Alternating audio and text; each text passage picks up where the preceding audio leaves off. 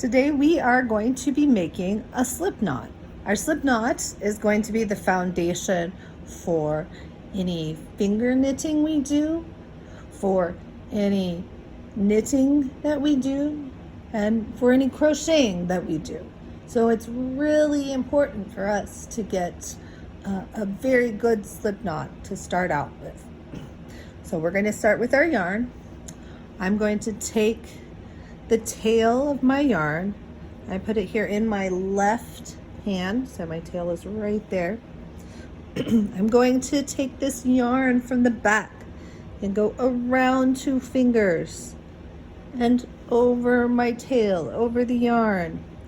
I'm going to make myself just a tiny little loop right here, and I'm going to go under the tail.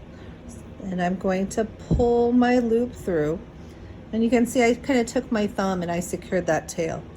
And I'm going to pull it off my fingers, okay?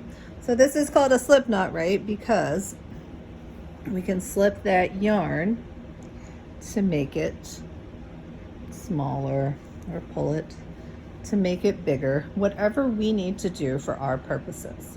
So I'm going to do that again. So I take the yarn, the tail of the yarn, I put it through my fingers.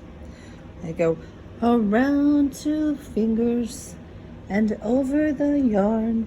And I'm going to make a loop and put it under that tail. All right, so there's my loop. I'm going to pull that loop through.